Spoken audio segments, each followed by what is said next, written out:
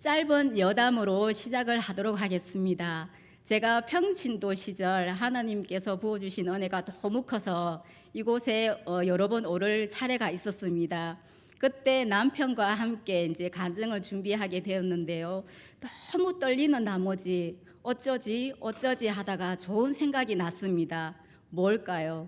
바로 우황청심원을 두 부부가 사먹고 나란히 앉아 있었더랬습니다. 그런데 순서는 시간 예상보다 순서가 너무 지체되는 것이 아니겠습니까? 그러다 보니 약효는 다 떨어지고 간증할 때 온전히 온몸으로 다 하나님의 은혜로 전하고 내려왔던 기억이 새록새록 솟아났습니다. 이 자리에 지금 여러분들은 안 떨리시겠지만 제 두 다리는 아시죠? 하나님 온몸으로 하나님의 은혜를 받으시는 시간 되시기를 소망합니다. 마태복음 7장은 5장에서 시작된 산상수훈의 결론부에 해당합니다. 그리고 5장 1절에서 18절은 여러분들이 잘 알고 계시다시피 팔복으로 산상수훈을 요약하고 있습니다. 산상수훈은 지키기 어렵지만 예수님 당시에는 지키길 원하셨고 세상 사람들을 능가할 수 있는 그리스도인의 윤리를 주셨습니다. 즉 산상수훈은 바로 천국 시민의 요건과 그에 대한 상급을 약속하고 있습니다. 마태복음 7장 1절에서 11절은 앞선 6장의 주기도문에 대한 보완 설명입니다. 주기도문은 기도를 가르쳐 달라는 제자들의 요청에 따라 예수님이 제시하신 기도의 모범입니다. 주기도문은 크게 두 부분으로 나눌 수 있는데요. 첫째는 하나님의 영광을 위한 세 가지 청원이고 둘째는 제자들의 필요를 위한 세 가지 청원입니다. 하나님의 영광을 구하는 청원 중 첫 번째는 하늘에 계신 아버지의 이름이 거룩해지길 간구합니다. 전도서 5장 2절 말씀을 보면 너는 하나님 앞에서 함부로 입을 열지 말며 급한 마음으로 말을 내지 말라. 하나님은 하늘에 계시고 너는 땅에 있음이니라. 그런즉 마땅히 말을 적게 할 것이라. 우리는 땅에 있고 하나님은 하늘에 계시기에 초월적인 하나님께 우리는 경외심을 갖고 나가야 합니다. 한편으로 어미하신 그분은 우리 아버지이시죠. 아버지 되시는 하나님은 친근감 있게 사랑으로 우리에게 다가오십니다. 이 청원 안에서 하나님은 자애로우심과 어미하심과 같이 균형을 이룬 분이십니다. 두 번째와 세 번째 청원은 하나님 나라가 임하게 되길 기도하며 뜻이 하늘에서 이룬 것 같이 땅에서도 이루어지기를 간구하고 있습니다. 이 하나님에 대한 세 가지 청원은 하나님의 나라가 임하고 하늘의 뜻이 땅에 이루어질 때 하나님의 이름이 영화롭게 된다는 상호 연관성이 깊은 간구입니다. 이런 맥락에서 기도는 본질적으로 예배이며 하나님의 자녀가 자기 삶의 방향을 잡아가는 윤리적 결단입니다. 제자들 혹은 개인의 필요를 위해 간구하는 세 가지 청원 중 첫 번째 간구는 일용할 양식을 주시기를 바라고 있습니다. 둘째 간구는 죄 용서의 청원이며 셋째 간구는 시험과 악에서 구해 주시기를 원하는 청원입니다. 일용할 양식에서는 다양한 의미를 담고 있는데요. 이스라엘 역사에서 출애굽 후 광야 생활을 하는 동안 매일 하루 먹을 만큼의 만나가 내려졌습니다. 하루에 한 끼도 제대로 먹기 힘든 당시의 상황을 고려한다면 일용할 양식은 문자 그대로 하루에 필요한 양식을 의미합니다. 한편 4장에서 예수님이 사탄으로부터 첫 번째 시험을 당한 뒤 사람이 떡으로만 살 것이 아니요 하나님의 입으로부터 나오는 모든 말씀으로 살 것이라고 답변하신 것을 볼 때 일용할 양식은 성도가 하루를 살아가는 영육 간의 모든 양식을 의미한다고 할 수 있습니다.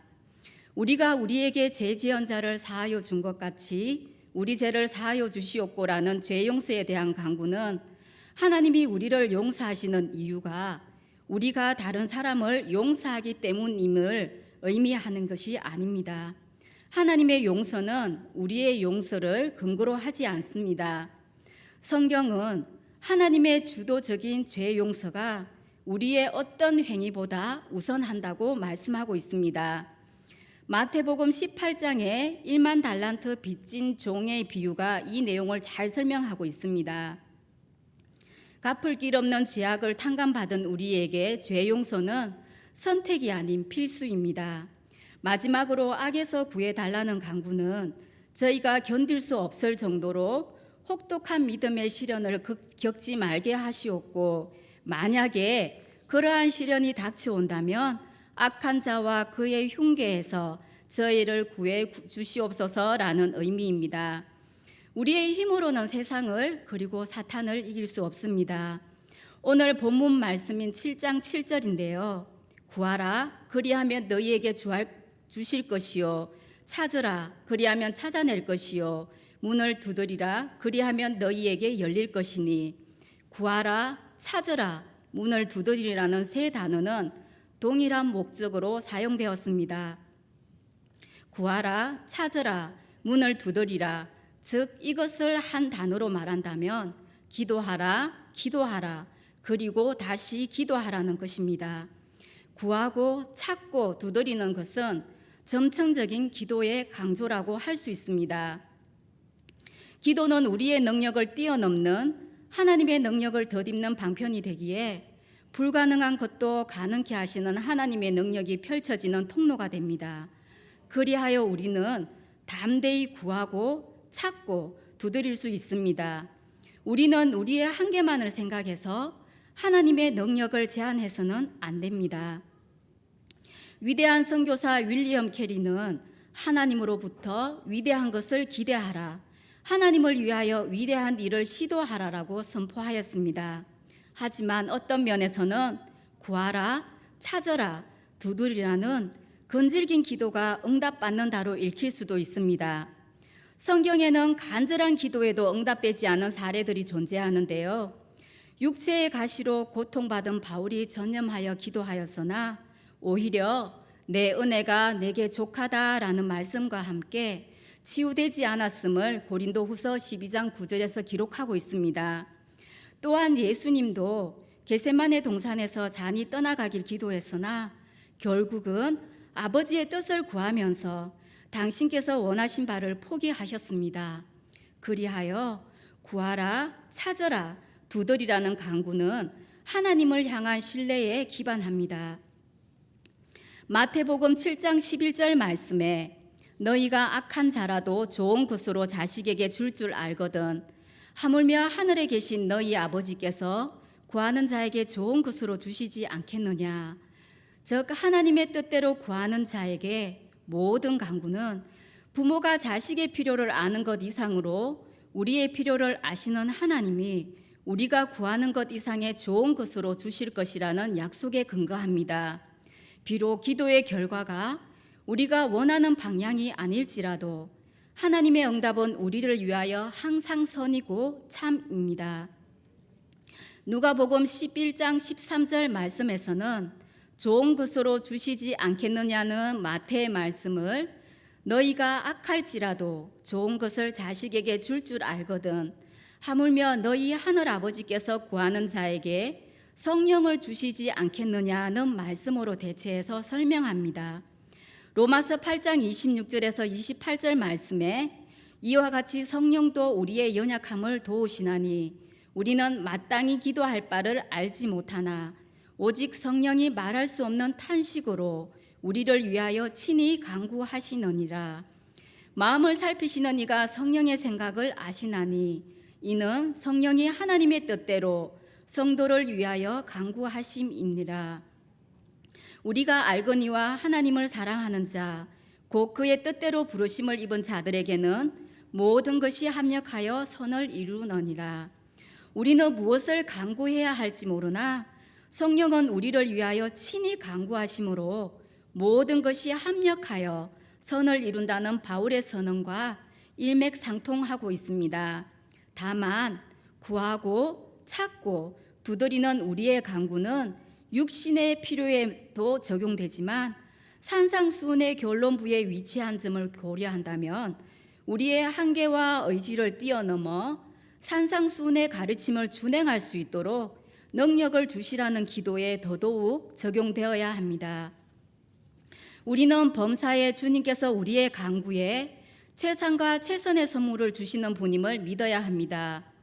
주의 말씀을 따라 순종하며 살다 보면 때로 나만 손해보는 건 아닌지라는 의심이 들 때도 있지요. 하지만 주님 안에서 우리는 결코 손해보는 인생을 살지 않습니다.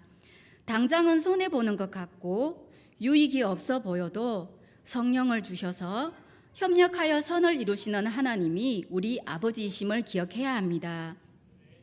그리고 우리가 기도하면 원하는 무엇이든 가질 수 있다고 생각하는 이른바 신령한 물질주의에 빠져서도 안 됩니다. 그것은 기도로 하나님을 조종할 수 있다는 이단적 사고의 다름이 아닙니다. 우리의 필요를 위해서도 기도하되 오히려 찾고 구하고 두드리는 기도는 주님의 말씀을 순종할 수 있는 힘을 달라는 데 집중되어야 합니다. 마태복음 7장 12절에 그러므로 무엇이든지 남에게 대접을 받고자 하는 대로 너희도 남을 대접하라는 말씀은 황금률로 잘 알려져 있습니다.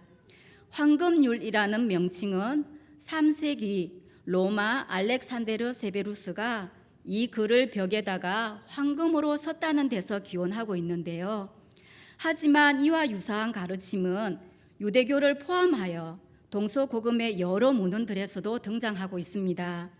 예를 들면 예수님과 동시대 인물로 알려진 장로 힐렐은 내가 싫어하는 것은 내 이웃에게 하지 말라고 말했습니다.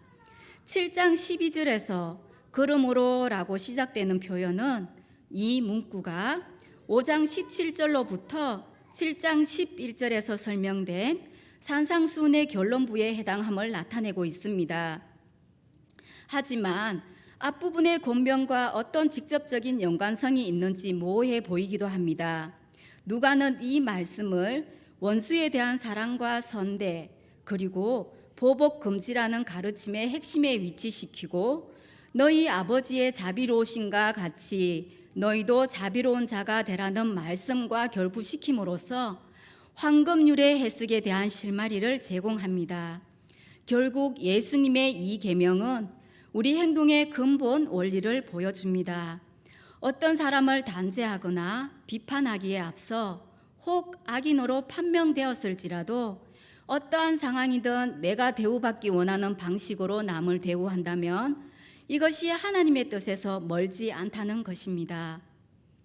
기도와 황금률에 대한 예수님의 가르침은 우리의 성장함에 있어서 두 가지 의미를 발견할 수 있습니다. 먼저는 하나님 아버지에게 의존하는 방법을 배웁니다.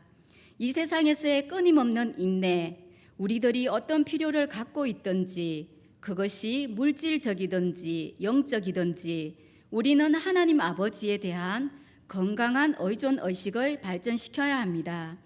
하나님을 사랑하는 것은 우리를 돌보시는 하나님께 의탁하는 것입니다. 그리고 나머지 한 가지는 진정으로 다른 이들을 사랑하는 것은 그들을 유익하게 하는 것입니다. 진정한 상호적 사랑이 있을 때 사람들은 서로 신뢰하고 다른 이들의 필요를 돌봅니다. 서로를 돌보는 적합한 신뢰가 하나님 아버지의 돌보심의 신뢰와 연결될 때 자신의 필요를 충족시키는 것을 생각하지 않습니다. 이미 필요를 아시는 하나님 아버지께서 일하고 계십니다. 유진 피터슨의 메시지 성경을 말씀으로 마지막으로 준비하려고 합니다. 메시지 성경에서 7장 7절에서 12절 말씀은 이렇게 말씀하고 있습니다. 하나님과 흥정하지 마라. 솔직하게 말씀드려라. 필요한 것을 구하여라. 우리는 쫓고 쫓기는 게임이나 숨바꼭질을 하고 있는 것이 아니다. 너희 아기가 빵을 달라고 하는데 톱밥을 주면서 아이를 속이겠느냐? 아이가 생선을 달라고 하는데 살아있는 뱀을 접시에 담아 아이에게 겁을 주겠느냐? 너희가 아무리 악해도 그런 생각은 하지 않을 것이다. 너희도 자기 자식에게는 최소한의 예의를 지킨다. 그렇다면 너희를 사랑으로 잉태하신 하나님은 그보다 훨씬 낫지 않으시겠느냐? 여기 간단하지만 유용한 행동 지침이 있다. 사람들이 너희에게 무엇을 해주면 좋겠는지 자문해 보아라. 그리고 너희가 먼저 그들에게 그것을 해주어라. 하나님의 율법과 예언자들의 설교를 다 합한 결론이 이것이다.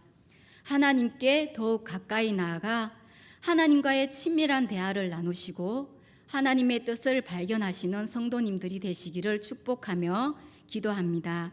기도하겠습니다. 사랑의 하나님 아버지, 이 아름다운 계절에 주님 집에 모여 찬양과 예배로 나아올 수 있게 해주셔서 감사드립니다. 예수님께서 기도의 방법과 태도에 대해 구체적으로 말씀하여 주셔서 감사드립니다. 여기에 모인 주님의 백성들이 주님 앞에 나와서 낱낱이 아뢰 수 있도록 그들의 심령에 은혜를 부어 주시옵소서. 기도하는 사람이 마음으로 구하고 기도하는 것을 실행하며 기도의 궁극적 대상이신 하나님을 관건적으로 만나는 사천옥교회 모든 성도님들이 되게 해 주시옵소서. 감사드리며 살아계신 예수 그리스도 이름으로 기도드립니다. 아멘.